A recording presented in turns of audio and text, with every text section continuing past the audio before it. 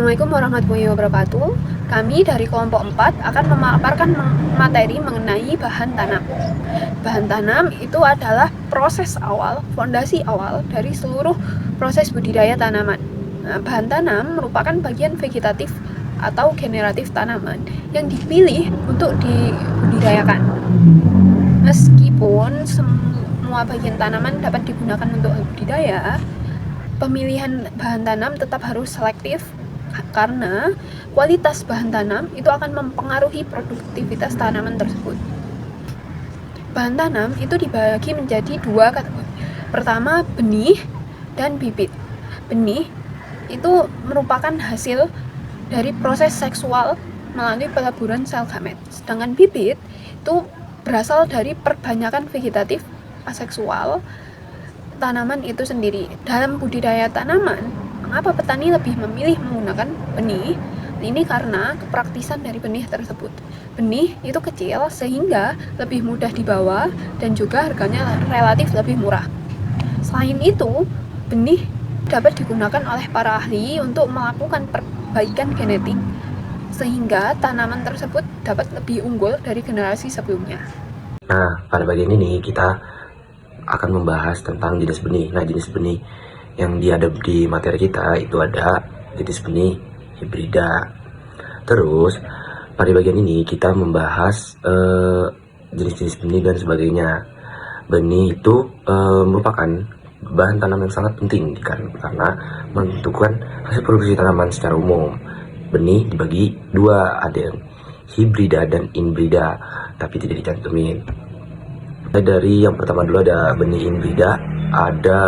Benih inbrida ini adalah benih yang berasal dari penyerbukan sendiri atau induk yang seragam.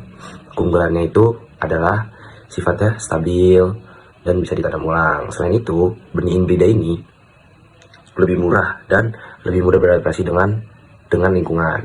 Namun ada beberapa kekurangannya, seperti hasil produksinya itu tidak setinggi benih hibrida. Selanjutnya tadi kita sudah membahas tentang inbrida. Sekarang kita membahas tentang benih hibrida. Benih hibrida ini sedikit berbeda dengan inbrida. Benih hibrida ini adalah hasil persilangan dua induk yang berbeda genetik. Biasanya itu disebut dengan generasi F1. Kelebihan dari hibrida ini sendiri adalah memiliki hasil yang lumayan tinggi karena pertumbuhannya itu tuh seragam dan juga lebih unggul. Namun benih ini tidak bisa digunakan kembali untuk penanaman berikutnya karena kualitasnya menurun. Jadi benih hibrida ini dianjurkan itu sekali pemakaian aja, karena kalau berkali-kali takut kualitasnya itu menurun. Selain itu harganya juga lebih mahal dibandingkan inbrida. Selanjutnya adalah tipe perkecambahan. Tipe perkecambahan ini ada tiga, yaitu epigel, hipogel, dan perkecambahan itu bisa dibilang seperti proses munculnya tanaman dari benih. Oke, kita bahas yang poin pertama, itu ada epigel. Epigel sendiri itu kotiledon yang terangkat ke atas permukaan tanah karena hipokotilea itu memanjang. Contohnya ada di tanaman kedelai. Sedangkan hipogel, simpelnya itu kotiledonnya tetap, dia nggak tetap gitu loh. Kotiledonnya tetap berada di dalam dan muncul yang muncul ke atas adalah bagian plumula gitu. Contohnya ada di kacang ercis. Di sini saya akan menjelaskan tentang bibit. Yang pertama, apa itu bibit? Bibit adalah tanaman kecil yang belum dewasa yang berasal dari pembiakan generatif. Berasal dari bagian vegetatif tanaman seperti dari batang, akar, daun, dan umbi. Yang kedua adalah perbanyakan bibit. Perbanyakan bibit dibedakan menjadi dua, yaitu perbanyakan generatif secara alami dan perbanyakan generatif secara buatan. Untuk perbanyakan generatif secara alami, perbanyakan melalui daun, batang, atau akar. Sedangkan perbanyakan generatif secara buatan itu dilalui dengan proses stek, cangkok, ovulasi, atau sambung pucuk. Kemudian kekurangan dan kelebihan bibit. Yang pertama adalah kelebihan bibit. Bibit lebih praktis, dan lebih cepat dalam proses penanaman. Bibit lebih cocok untuk skala besar, yaitu skala produksi. Bibit juga sudah melewati seleksi kualitas, sehingga kualitas yang ada lebih baik. Bibit biasanya lebih tahan terhadap serangan hama atau penyakit, akan tetapi masih tergantung pada varietasnya. Kemudian bibit juga lebih seragam dalam pertumbuhan. Akan tetapi bibit memiliki beberapa kekurangan, di antaranya harga bibit lebih mahal dibanding dengan harga benih. Yang kedua, ada ketersediaan bibit yang terbatas di beberapa daerah. Kemudian ada risiko adaptasi terhadap lingkungan yang kurang cocok. Kemudian bibit bisa membawa penyakit bawaan jika dari tanaman sebelumnya itu sudah tidak sehat. Perbanyakan bibit tanaman secara vegetatif dibedakan menjadi dua jenis, yaitu perbanyakan vegetatif alami dan perbanyakan vegetatif buatan. Perbanyakan vegetatif alami itu berlangsung tanpa intervensi manusia, di mana tanaman mampu berkembang biak melalui organ-organ tertentu seperti daun, batang, dan akar. Contohnya adalah pembentukan tunas adventif pada daun, serta perkembangan melalui batang seperti stolon atau geragi, corm, dan rizome atau rimpang. Selain itu, beberapa tanaman juga berkembang melalui akar, misalnya pada umbi akar. Mekanisme ini menunjukkan kemampuan adaptif tanaman dalam mempertahankan kelangsungan hidupnya. Selain perbanyakan vegetatif alami, juga terdapat vegetatif buatan, yang dimana itu merupakan teknik buatan yang dilakukan dengan bantuan manusia untuk meningkatkan efisiensi dan produktivitas perbanyakan tanaman. Metode yang umum digunakan antara lain stek, cangkok, okulasi, dan sambung kucuk. Teknik-teknik ini bertujuan untuk menghasilkan individu baru yang memiliki sifat genetik identik dengan induknya, sehingga sangat penting dalam mempertahankan kualitas varietas unggul. Contoh vegetatif buatan adalah pada tanaman nanas yang diperbanyak dari mahkota buah atau tunas batang. Contoh lain vegetatif buatan adalah pada tanaman ubi kayu yang diperbanyak dengan stek batang, atau juga bisa pada tanaman jeruk juga yang diperbanyak dengan menggunakan metode stek atau okulasi. Kultur jaringan. Kultur jaringan adalah teknik perbanyakan tanaman dengan cara menumbuhkan bagian kecil tanaman seperti sel, jaringan, atau meristem di media steril. Teknik ini termasuk perbanyakan vegetatif modern yang dipakai untuk menghasilkan bibit dalam jumlah banyak dan waktu yang lebih cepat. Dalam praktiknya, kultur jaringan bisa pakai berbagai bagian tanaman, seperti kalus, meristem, atau bahkan serbuk sari atau polen. Selain untuk memperbanyak tanaman, teknik ini juga sering dipakai dalam pemeliharaan tanaman dan menghasilkan bibit yang bebas dari penyakit, terutama virus. Manfaat atau keunggulan utama kultur jaringan ini adalah bisa menghasilkan bibit dalam jumlah banyak dengan waktu yang relatif singkat. Selain itu, bibit yang dihasilkan juga seragam dan memiliki kualitas yang sama dengan induknya. Teknik ini juga penting dalam produksi bibit bebas virus yang sangat dibutuhkan terutama pada tanaman hortikultura seperti kentang. Karena itu, kultur jaringan sering digunakan sebagai tahap awal dalam penyediaan bahan tanam unggul. Setelah dari kultur jaringan, bibit biasanya dipindahkan ke screenhouse untuk proses adaptasi sebelum ditanam di lapang. Screenhouse ini berfungsi melindungi bibit dari kondisi lingkungan ekstrim, sekaligus menjaga pertumbuhan tetap stabil. Contohnya pada kentang, ada tingkatan bibit seperti G0 dan G3. Bibit G0 biasanya berasal dari kultur jaringan dan memiliki kualitas tinggi, lalu dikembangkan lagi menjadi generasi berikutnya sebelum digunakan di lahan produksi. Seperti yang ada pada PPT, data menunjukkan produksi kentang di Jawa Timur masih lebih rendah dibanding negara lain seperti Australia. Salah satu penyebabnya adalah kualitas bahan tanam yang digunakan. Karena itu, penggunaan bibit unggul hasil kultur jaringan jadi penting untuk meningkatkan produksi. Dengan bibit yang sehat dan berkualitas, hasil panen bisa lebih baik dan seragam. Selain itu, ada juga teknik kombinasi antara benih dan bibit vegetatif, misalnya melalui grafting atau sambung. Tujuannya itu untuk menggabungkan keunggulan dua tanaman, seperti akar kuat dari biji dan sifat unggul dari bagian atas tanaman. Teknik tersebut banyak dipakai pada tanaman buah seperti mangga, durian, dan nangka. Hasilnya, tanaman bisa lebih cepat berbuah dan punya kualitas yang lebih baik. Sambung pucuk atau grafting dapat dilakukan dengan berbagai macam metode, tetapi prinsip dasarnya adalah menyambungkan dua bagian batang dari tanaman berbeda, yaitu bagian batang atas dan juga bagian batang bawah, sehingga senyawa yang ada di dalam batang tersebut dapat berinteraksi dan membentuk tanaman baru. Dalam teknik grafting terdapat beberapa istilah yang penting, yaitu bagian atas batang yang disebut sebagai scion, bagian bawah batang yang disebut sebagai stalk atau rootstock, yaitu bagian tanaman yang akan menerima sambungan, dan pada beberapa kondisi dibutuhkan batang perantara yang disebut sebagai interstock. Dalam proses pertumbuhan hasil grafting, bagian yang paling menentukan dalam perbanyakan adalah bagian batang atas. Hal tersebut dikarenakan bagian batang atas akan menjadi tempat pembentukan bunga, buah, maupun biji yang nantinya akan sama dengan induknya. Oleh karena itu, sebelum melakukan grafting, pemilihan bagian batang atas ataupun bagian batang bawah perlu diperhatikan dengan baik. Keberhasilan dari grafting dipengaruhi oleh hubungan kekerabatan antara bagian atas tanaman dengan bagian bawah tanaman, dan juga kesamaan sifat vegetatifnya. Tujuan dari grafting sendiri adalah untuk mendapatkan bibit yang unggul dengan perakaran yang kuat, tanaman yang tahan penyakit, dan juga tanaman yang memiliki buah ataupun bunga dengan sifat unggul seperti induknya. Contoh tanaman yang biasanya melakukan grafting pada tanaman buah-buahan seperti kelengkeng, durian, melon, lalu pada tanaman hias seperti kaktus, adenium, dan juga bougainville, sedangkan pada tanaman sayuran seperti terong dan juga tomat. Berikut merupakan macam model dari grafting. Yang pertama ada model sambung lengkung. Teknik ini dilakukan dengan mendekatkan dua tanaman yang masih hidup dan berakar, lalu batangnya dilengkungkan dan disatukan, sehingga kedua batang tetap mendapatkan nutrisi dari akar masing-masing saat proses penyatuan. Dan setelah menyatu, salah satu akar itu bisa dipotong.